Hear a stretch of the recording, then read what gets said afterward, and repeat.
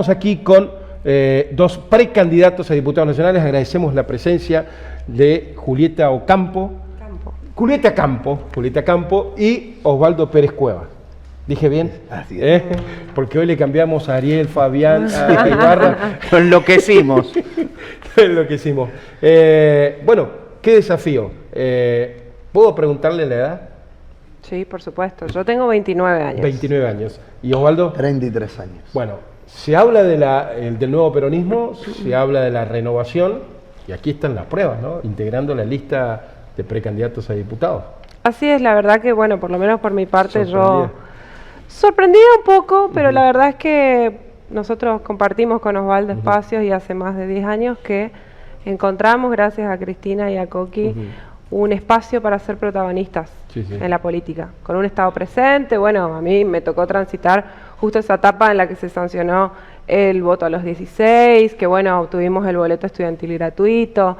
Yo vengo un poco de la militancia estudiantil, independiente, no partidaria, así que si bien somos jóvenes, también tenemos una trayectoria política, ¿no? Sí, sin duda. Ya vienen trabajando políticamente hace años. Sí, hace más de 10 años, sí.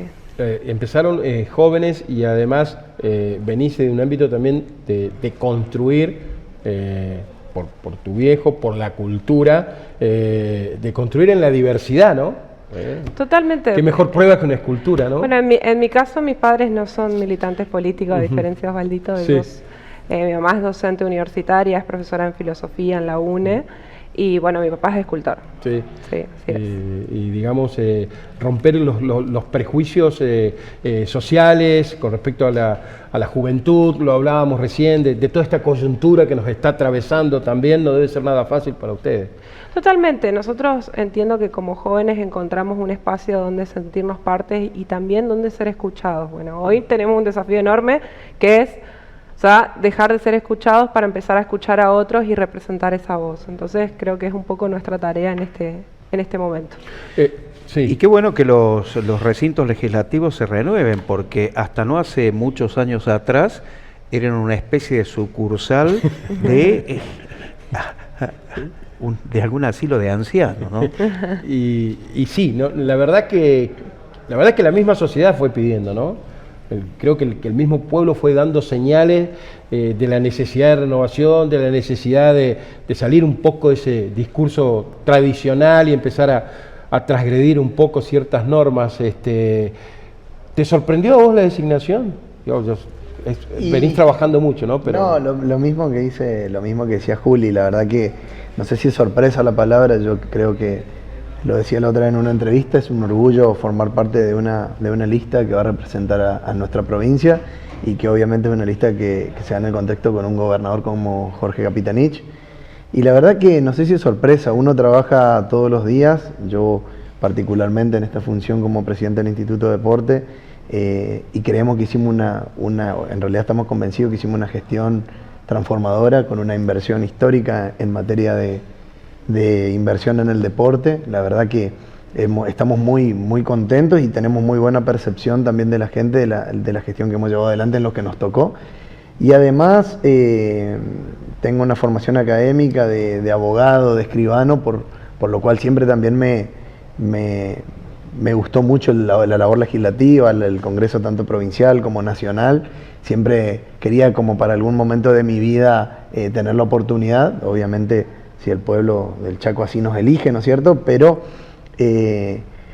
siempre es bueno, lo veo como un reconocimiento, un trabajo que hace uno todos los días, que hacemos, pero también creo que no es fruto de la casualidad, digamos, que uno va en búsqueda de lo que quiere y a veces llega, a veces no, pero sin duda la constancia, el trabajo diario, lo que transmitís, lo que construís, muchas veces llega, otras veces no llega y le seguimos metiendo y seguimos trabajando y tratamos siempre de estar en un lugar donde realmente le sirva a la ciudadanía, le sirva a la provincia y le sirva por supuesto al conductor de nuestro espacio político, que es el gobernador, digamos. Lo charlábamos hace unos días atrás en la radio cuando te reporteábamos, recordarás, de la importancia, cómo a través del deporte le podés dar participación y voz a dos sectores que muchas veces no están muy tenidos en cuenta, como son los más jóvenes y las personas adultas, nuestros mayores.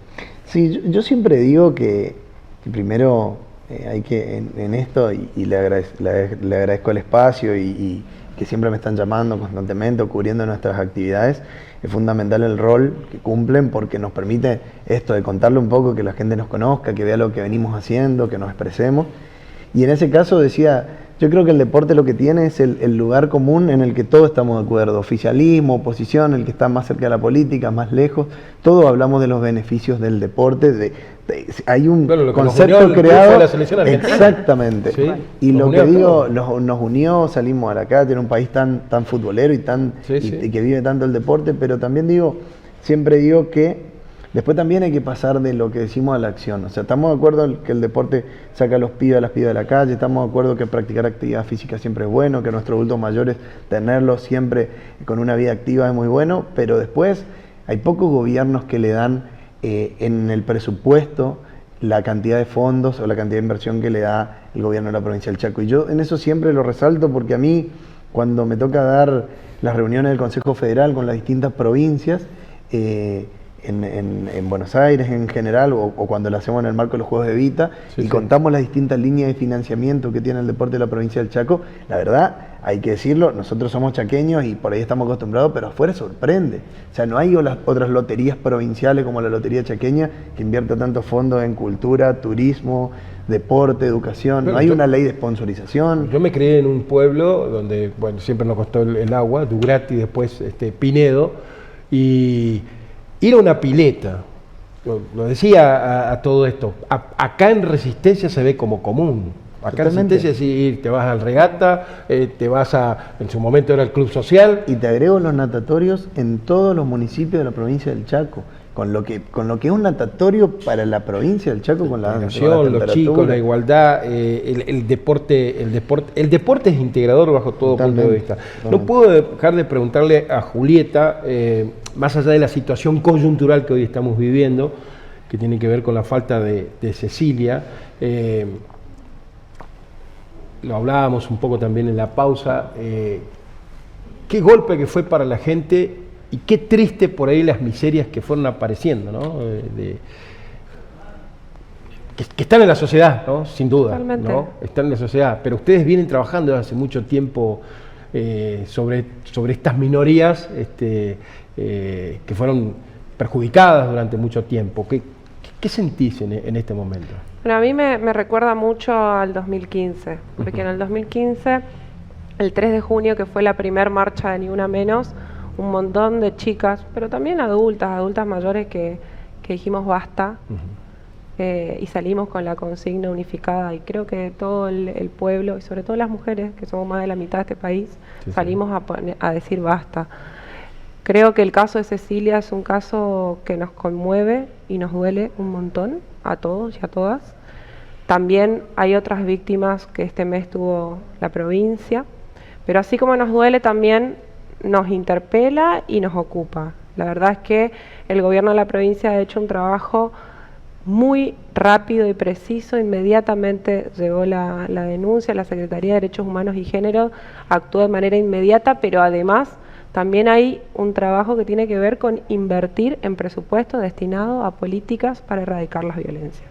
Ahora, el patriarcado es un sistema político y social que ejecuta la violencia de diferentes maneras.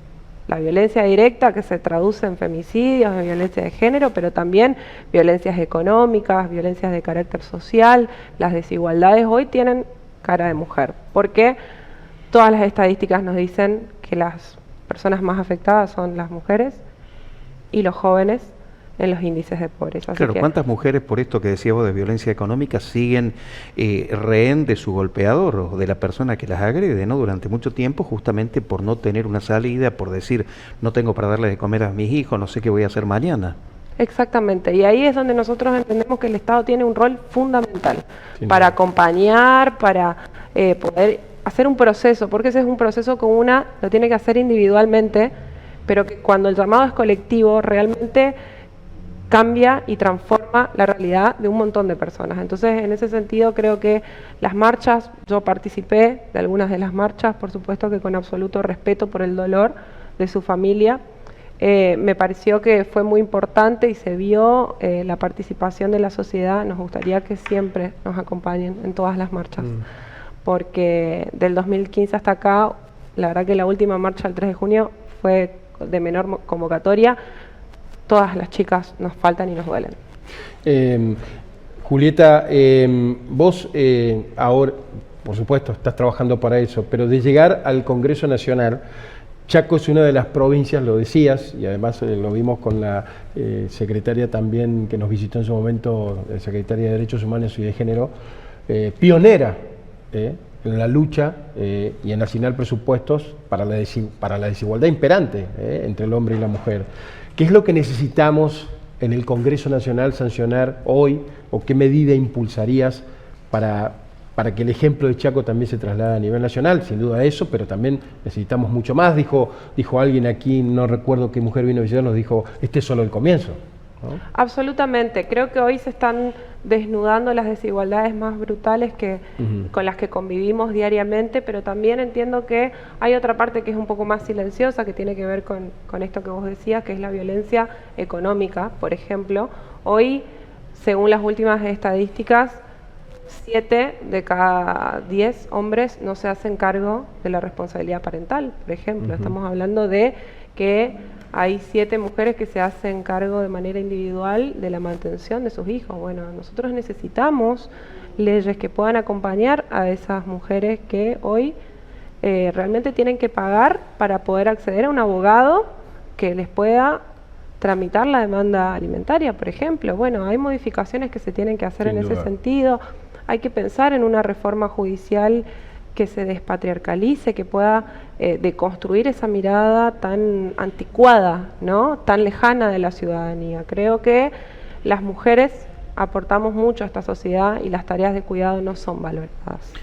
Lo que suele pasar también, Julieta, es que muchas veces los legisladores se embarcan en una maratón de quién presenta más proyectos, algunos inverosímiles, ¿no? Y también el hecho de que hay muchas normas, pero que lamentablemente no se aplican como debería. Totalmente, estamos de acuerdo.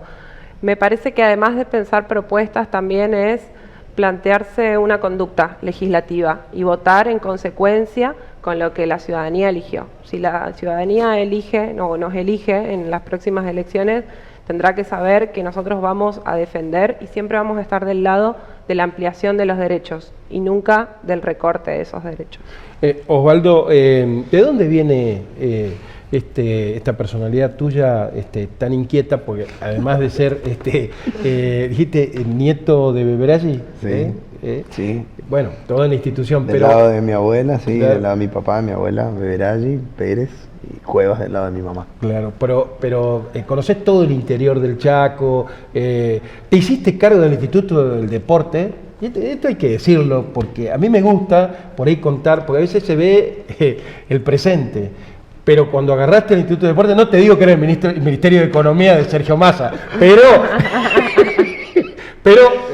había problemas, denuncias. ¿Cómo hiciste para ordenar todo eso? Y además siendo joven, porque había que ordenar el Instituto de Deporte con un presupuesto, con todo lo que se hizo en el Jaime Zapata, aquí en Resistencia, lo que se está haciendo acá en el centro. Sí. La verdad que muy buena vamos a empezar, muy buena la pregunta. Soy inquieto de chiquito, la verdad que me han sufrido, mi mamá y mi papá me han sufrido mucho, la verdad, una personalidad muy hiperactiva, digamos, muy sociable, muy hiperactiva, no me puedo quedar quieto, no puedo dejar de hablar tampoco, así que es todo un tema.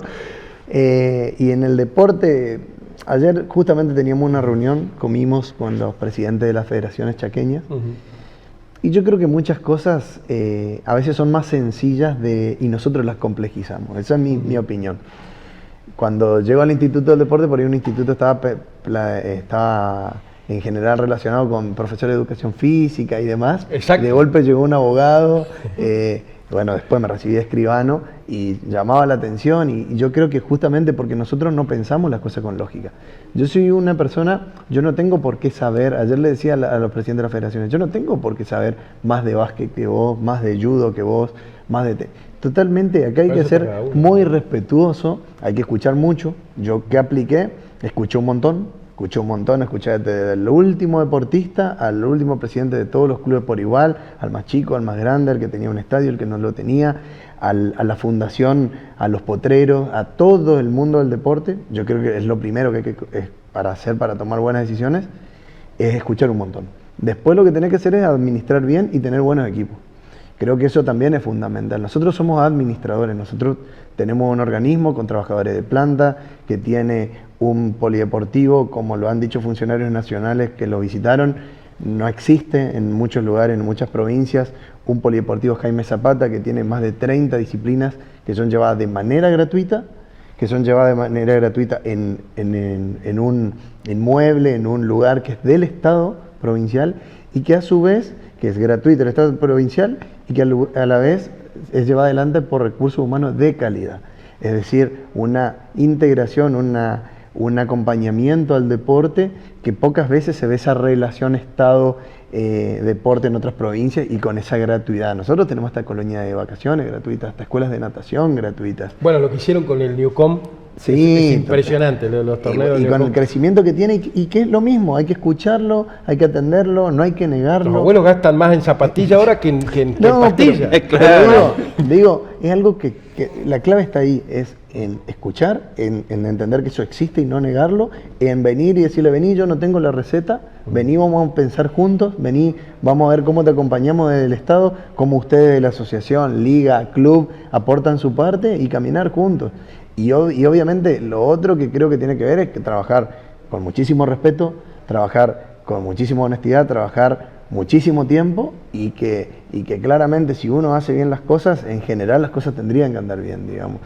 Por eso digo, hay que darle, las cosas son más simples que lo que se quieren plantear muchas veces. Uno a veces genera problemas donde no los hay. Yo, por ejemplo, pensaba, yo cuando asumí la gestión, yo era reconocido hincha de Sarmiento, digamos, y una de mis primeras entrevistas fue con el presidente de Forever, con Héctor, y la verdad que hoy, lo puede decir él, tenemos una relación hermosa, digamos, la verdad que tenemos una amistad, nos llevamos recontra bien, y todo momento estamos hablando de ver cómo mejoramos su club, cómo mejoramos esto, qué necesita, cómo lo acompañamos, como todos los clubes. Digo, que a veces las cosas no son complejas, somos nosotros los complejos. Sí. A veces se pretende ganar en el conflicto, ¿no? Totalmente. Yo siempre digo, en el conflicto también alguien hace negocio del conflicto, también hay ganadores en los conflictos. Julieta, Marcha del Orgullo. Los reclamos básicos creo que los conocemos todos. ¿Cuál es la realidad hoy? ¿Y qué crees que es, o cuál crees que es el reclamo hoy, 2023? Yo creo que la población LGTBIQ+, tiene como principal conflicto el acceso al derecho básico que es el trabajo, sobre todo la población trans. Si bien se sancionó el cupo laboral trans, en algunas instancias no es efectivo. Me parece que también tienen que poder tener otras opciones para trabajar, que no solamente sean el Estado, que es lo que plantea la propia comunidad. O sea, a nosotros nos gustaría poder trabajar de lo que tenemos ganas de trabajar, no solamente de ser estatales, digamos, ¿no? Por otra parte, me parece que se necesitan pensar políticas que promuevan la participación de la comunidad en las decisiones, en los lugares de decisión, para construir representatividad también, ¿no? Hoy hablábamos en la radio con una referente de Alex, creo que es. Alex. Sí, y justamente nos decía que uno de las deudas pendientes es el tema vivienda para el sector, ¿verdad?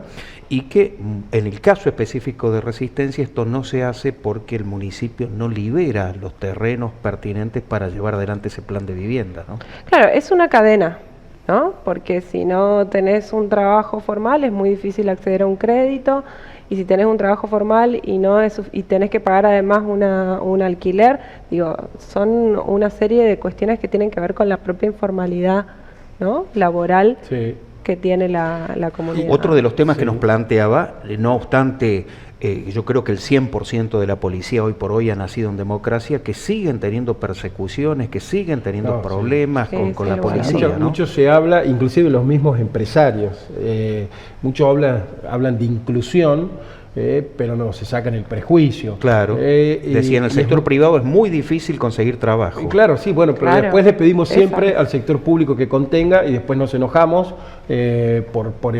por la masa salarial, pero nosotros no hacemos los deberes. El sector privado siempre pide y yo sé que se enojan por ahí algunos empresarios y comerciantes, pero después van a Estados Unidos o van a otro país, destacan, ya vi tal cosa, ¿por qué no lo hacen acá? Absolutamente. Y también el derecho sistema, laboral y también es compleja la convivencia en las instituciones educativas, porque Sí. también es eso, un nivel educativo te permite poder acceder a un empleo de mayor calidad, ¿cierto? Bueno, por ahí la población trans tiene más dificultades que las personas Sin duda. cis de sostenerse, de mantenerse y de egresar de las instituciones educativas. Bueno, eso es un cambio que también es social, o sea, también la sociedad tiene una responsabilidad en ese sentido, ¿no?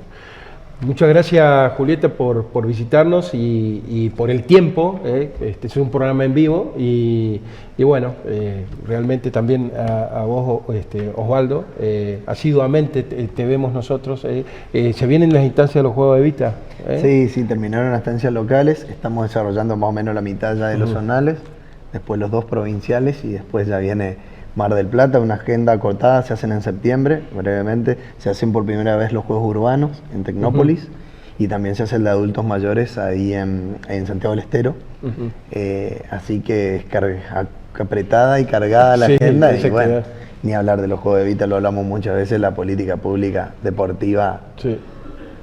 Revolucionaria de toda Sudamérica. Y una de las pocas políticas públicas que se ha mantenido a través del tiempo, que no viene otro gobierno y dice, no, esto no sirve, arranquemos de cero, reseteemos, ¿no? Sí, el gobierno anterior, el gobierno nacional, el gobierno de Mauricio Macri, bajó a nivel de agencia el deporte. En este gobierno con Alberto y con Cristina volvió a ser Ministerio de Deporte y Turismo.